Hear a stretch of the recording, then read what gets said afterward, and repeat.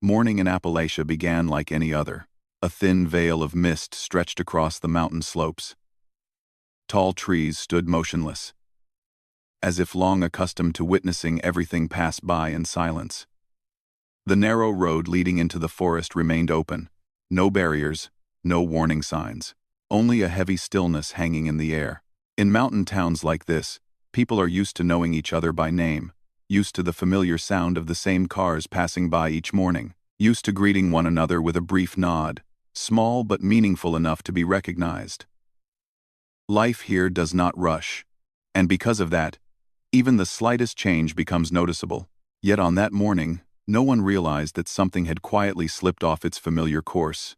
There were no screams, no chaos, just an ordinary morning, so ordinary that it felt too ordinary. People tend to trust what is familiar. They believe that bad things do not happen where they live. They believe the roads they know will always lead them home. They believe that if something were wrong, there would be a sign, some kind of warning, and that is exactly why so many tragedies begin in silence. In Appalachia, the forest is more than trees. It is memory. It is shelter.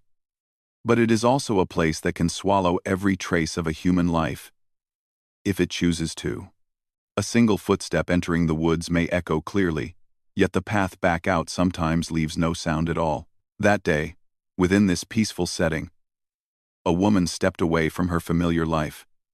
No one thought it would be the last time. No one felt the need to worry, because everything still looked fine, still felt like any other day. Only much later did people come to understand. That very calm, that sense of safety, had concealed something no one noticed, until it was far too late. Diane Vasquez was not the kind of person who immediately stood out. She did not shine in a crowd.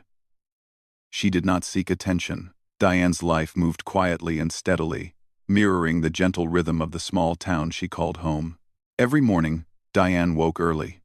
She opened her locksmith shop while the streets were still nearly empty. She wiped down the counter, arranged her tools, checked each lock with a care so familiar it felt almost instinctive. For Diane, being careful was not a choice. It was how she showed respect to the people who trusted her.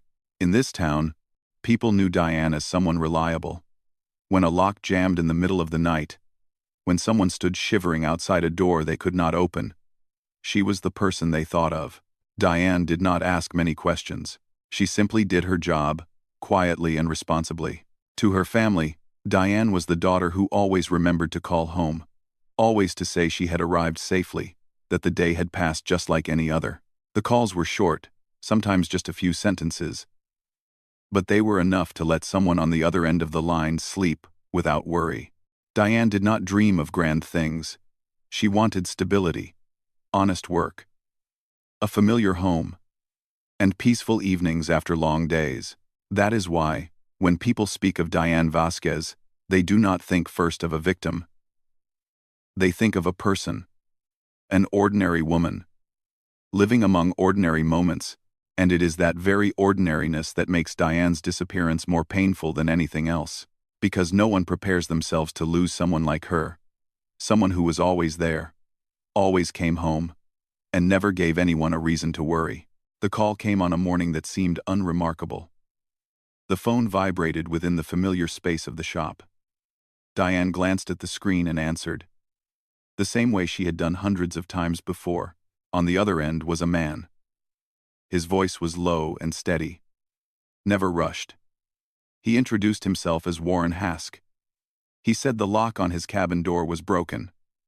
The door would not open, and he needed help.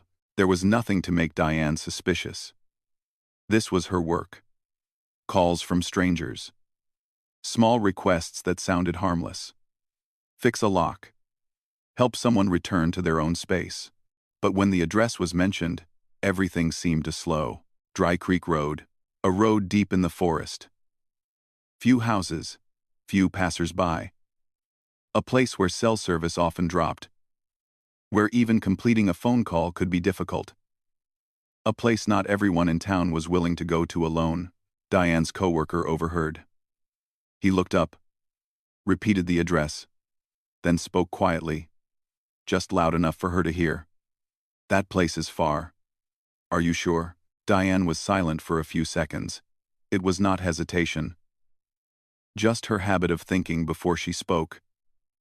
Then she said, "It is just a lock. I will go and come right back." On the other end of the line, Warren Hask said nothing more. He did not urge her on. He did not sound worried. His voice remained as steady as it had been from the start, as if this were just an ordinary call, a very small request, among the many Diane had handled before. The call ended. Diane set the phone back on the counter. No one in that room could have known that those few simple sentences, just spoken, were enough to completely change the course of a life. That call carried no threats, no obvious signs of danger. And yet, it is that calm tone, in hindsight, that makes people unable to stop wondering whether there was a moment, even a single second, when Diane should have stopped. Diane stood up after the call, the same way she always did whenever a job required her to leave immediately. No rush, no hesitation, just a decision that felt familiar, shaped by a life guided by responsibility. She checked her tool bag once more. Each key, each set of locksmith tools neatly arranged. Small motions, repeated over years, so practiced that her hands seemed to move without thought. This work had become part of who Diane was. Her coworker watched her. There was a trace of worry in his eyes, difficult to name, but no one said anything else. People are used to trusting one another, used to believing that things will turn out fine.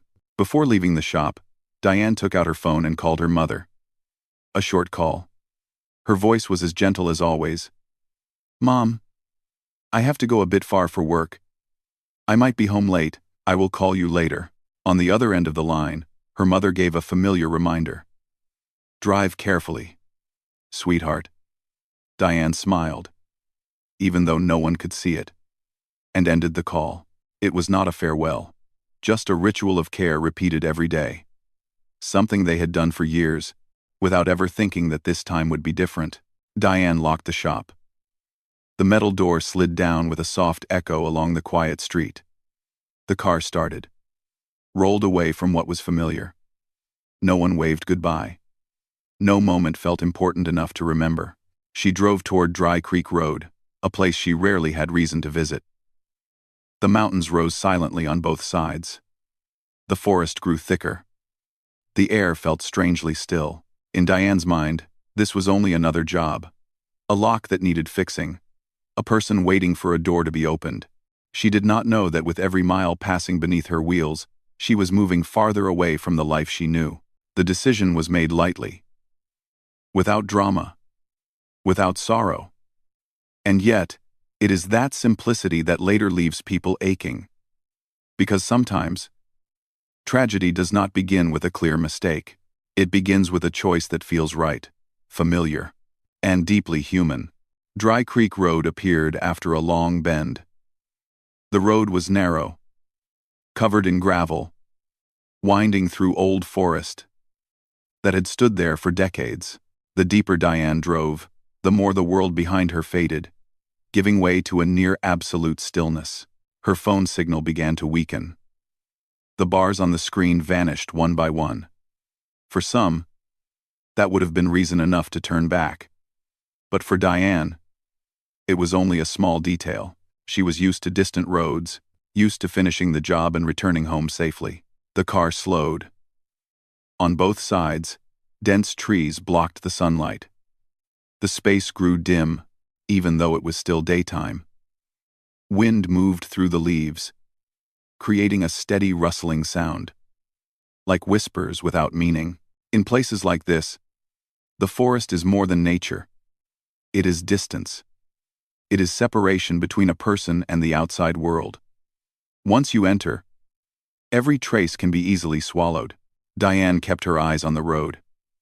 In her mind, there was no sense of danger, no troubling instinct. She thought about the job, about fixing the lock, about a late dinner she might end up eating quickly. Ordinary thoughts. deeply human. That is what makes this moment so painful. Diane did not go down that road with suspicion. She went with trust. Trust that she was doing the right thing. Trust that she would be back soon. No one saw Diane on Dry Creek Road that day. No witnesses. No watching eyes. Only a small car disappearing into the forest, carrying a woman who still believed she was on her way back to the life she knew. And from that moment on, the road was no longer just a path through the woods. It became a boundary between before and after. Between a life left unfinished and a silence that would last for years, with no one able to speak in Diane's place. The afternoon passed more slowly than usual. Inside the familiar house, Diane's mother began to check the clock more often. Normally, by this time, Diane would have already called to say she was on her way home. A small habit, repeated over many years, yet enough to bring peace of mind to the one waiting. But today, the phone was silent. At first, that silence was not frightening. People always find reasons to reassure themselves. Maybe the job was taking longer than expected. Maybe she was somewhere with poor signal. In mountain regions like Appalachia, losing contact for a few hours was not uncommon. As the sky faded to gray, unease began to creep in. Each time a car passed by, Diane's mother looked up. But they were all unfamiliar vehicles, rushing past the road in front of the house, never stopping. Night fell. The lights inside the house stayed on. With each passing hour, hope grew thinner. No calls came through. No messages. No sign of where Diane might be. The family began calling her coworkers. No one had more information. They remembered that Diane had left the shop for a locksmith job. That was all. No one imagined that such a trip could last this long. In small towns, people are used to everything ending within the day. Those who leave for work come back home. Those who travel far still call to check in. When that doesn't happen, the sense of loss arrives quickly, even if no one dares to name it yet. By midnight, worry was no longer hypothetical. It became real fear. A fear with no clear shape, but heavy enough to sink the entire house into silence. Diane did not come home, and for the first time, her family had to face a possibility they had never wanted to consider. That the normal life they trusted might have been shattered forever, in the span of a single, ordinary day. The next morning, as the sun rose above the mountain ridge, waiting was no longer an option. It turned into action. Diane's family reported her missing to the police. In a small town like this, news spreads fast. Within hours, many people already knew that Diane Vasquez had disappeared. Police began at the last place she was known to be. Dry Creek Road. The road that had been silent the day before now filled with unfamiliar footsteps. Patrol cars lined the sides. The eyes of those searching swept across bushes, over narrow trails that disappeared deep into the forest. Then Diane's car was found. It sat still along the roadside, as if it had only stopped there briefly. The doors were closed. There were no signs of forced entry. Her tool bag was still inside, untouched. Everything looked too normal, almost confusingly so. If something had happened, why was the car still there? If Diane had left the vehicle, why? Search dogs were brought in. They began following the familiar scent. Everyone held their breath. Each step the dogs took felt like a fragile thread of hope. But then, the scent suddenly stopped. Right in the middle of the dense forest, no direction, no signs of a struggle, no answers. The search lasted for days. Town residents volunteered to help. They brought maps, flashlights, food. People who once knew each other only through brief nods now walked into the woods together, bound by the same quiet fear. Diane's mother stood at the edge of the search area. Her eyes followed every group as they returned. Each time someone shook their head, her heart grew heavier. Still, she did not leave. As if by waiting, Diane still had a chance to be found. Days passed, and hope thinned. The forest remained silent. The road stayed where it was, offering nothing. And the search, despite every effort, did not bring Diane home. What remained after those days was a hollow feeling, difficult to name, the sense that somewhere within that forest, an answer lay buried, and no one knew how to dig it out. Among the few leads police had, one name surfaced again and again: Warren Hask, the man who had called Diane the morning she disappeared. The person believed to be the final destination in her schedule that day. Police went to Warren's cabin, deep in the woods not far from Dry Creek Road. The place was completely isolated from town life. No nearby neighbors, no passing traffic, only forest on all sides, and an old wooden cabin standing quietly in the open. Warren Hask answered the door with an expression of calm. He replied to questions in an even voice, neither raised nor lowered. He said Diane had never arrived, that he had waited, then managed to fix the lock himself. There was no confusion, no panic of the kind people often show when told someone is missing. It was that composure that made many uneasy. Inside the cabin, everything was strangely tidy. There were no signs that anyone else had been there. But behind the house, police noticed an area of disturbed soil. The marks were not fresh, and not clear enough to prove anything.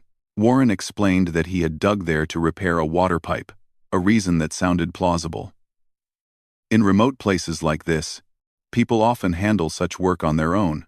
There was no direct evidence, no witnesses, no physical traces connecting him to Diane's disappearance. Legally, Warren Hask could not be held. But in a small town, the law is not the only force that exists. Rumors began to spread. People whispered about Warren's past. Vague stories, never confirmed, yet powerful enough to plant fear. As for Warren, he remained. He continued living there, moving through life with the same calm as before, as if nothing abnormal had occurred. And over time, it was that calm that people could not forget. Because sometimes, what is most frightening is not violent reaction. It is the ability to stand in the middle of a tragedy and show no emotion at all. Time began to do what it does best: slow everything down. Then, little by little, push it into the past. The search brought no results. The forests were combed through again and again, yet they remained silent, as if they had never hidden anything at all. Investigative meetings became less frequent. The maps still hung on the police station walls, marked with dots, showing search areas. But no new lines were added. With each day that passed without progress, hope thinned just a little more. Diane Vasquez was entered into the list of missing persons, a simple, clinical line that could never reflect a person who had lived, worked, and called home every evening. On paper, the case remained open. In reality, it began to freeze. In that small town, life did not stop. Other shops opened each morning. Cars continued to pass along the roads. But for Diane's family, time had stopped on the day she did not come home. Every ringing phone tightened their hearts, only to let them sink again when it was not Diane. Police could not act without new evidence. Warren Hask remained there, living his life.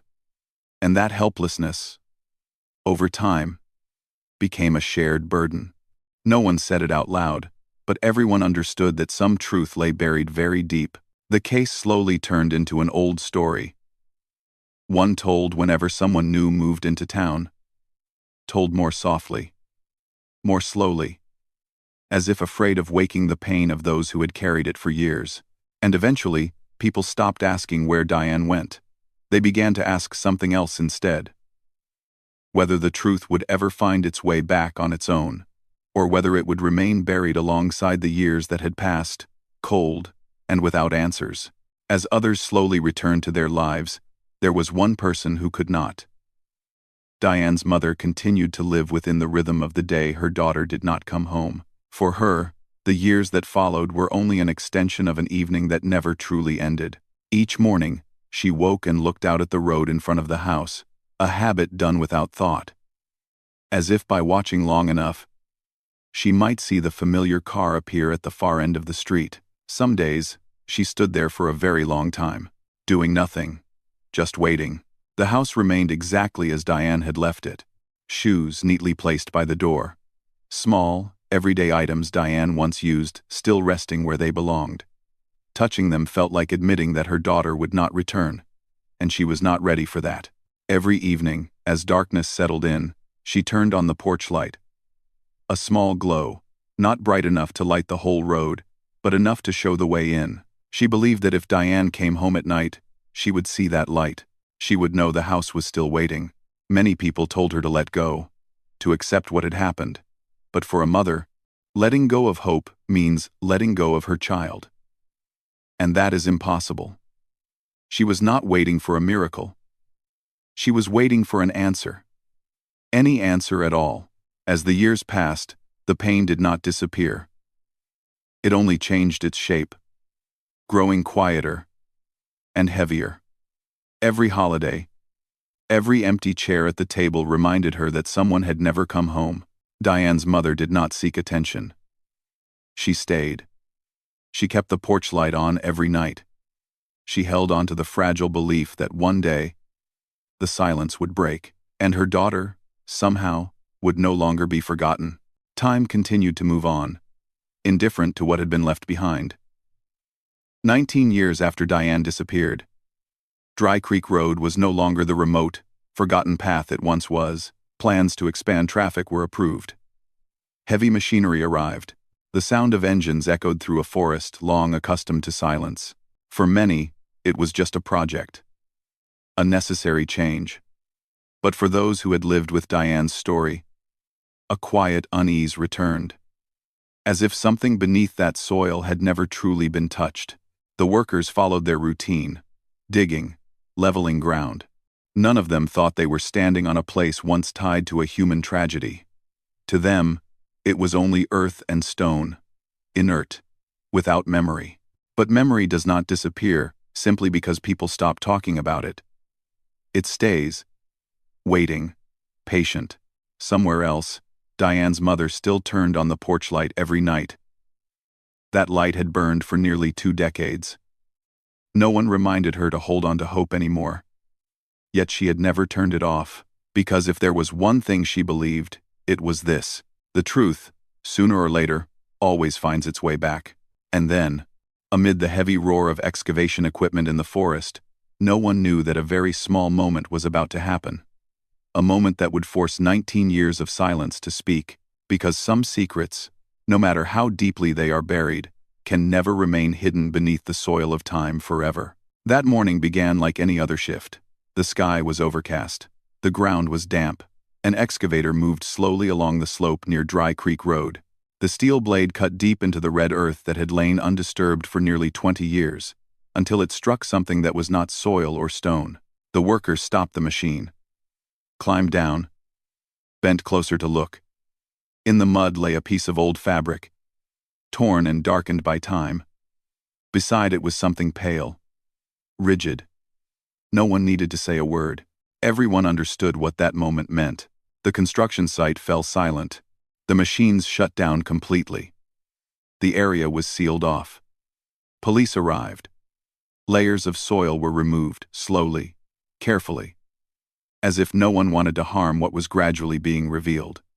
At a shallow depth, skeletal remains emerged, distorted by the weight of time, yet still bearing unmistakable traces of truth.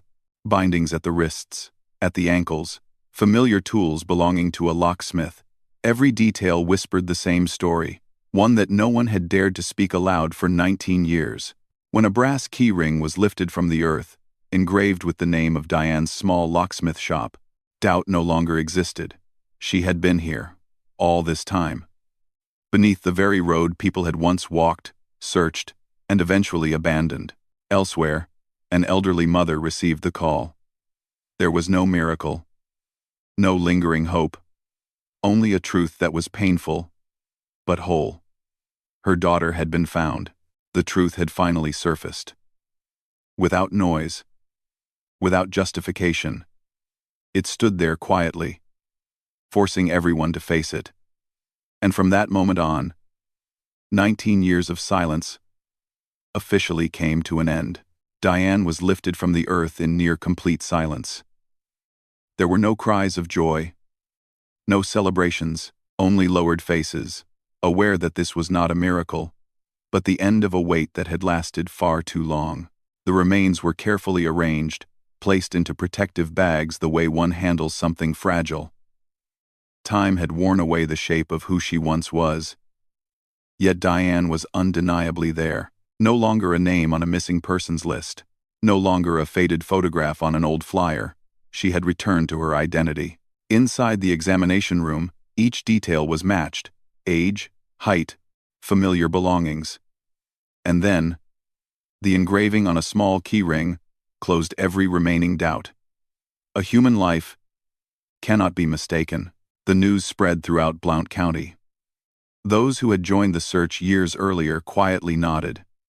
They had not searched in the wrong place. They had simply been defeated by time. For them, finding Diane was not only the outcome of an investigation, but a long overdue apology. The small house where Diane's mother lived was lit early that day. When police arrived, she did not collapse. She sat down. She listened. Each word cut deeply, yet also formed the final piece she needed. After 19 years, her daughter was no longer missing. Diane was finally found. In pain, in silence, but no longer alone. From that moment on, the question was no longer where Diane was, but who had taken her there. And justice, delayed but patient, began to speak. Dry Creek Road today looks no different from countless other mountain roads. Smooth asphalt, weeds along the edges, cars passing without a second glance. No signs, no markers. If you did not know what happened here, you would think it was just another ordinary stretch of road in quiet Tennessee. But memory does not vanish because the landscape changes. It lingers in the air. In the afternoon wind moving through the forest. In the dry leaves whispering when autumn returns. This place once swallowed a gentle woman, and kept its silence for 19 years. For Diane's mother, the waiting has finally come to an end. Not the ending she had hoped for, but the only one the truth could offer. She no longer turns on the porch light each night, yet that light has never gone out within her. It was the light that guided her daughter home. For the small town, Diane's story became a quiet scar. A reminder that evil does not always announce itself. Sometimes it wears an ordinary face, knocks very softly, and enters when we are least prepared. Diane Vasquez is no longer a mystery. She was a person, with family, with dreams, with an honest job, and one afternoon she never returned from. And no matter how many layers of time try to bury the truth, it always rises. Because some stories are not meant for entertainment. They exist to be remembered. To remind us that justice may be slow, but it does not forget.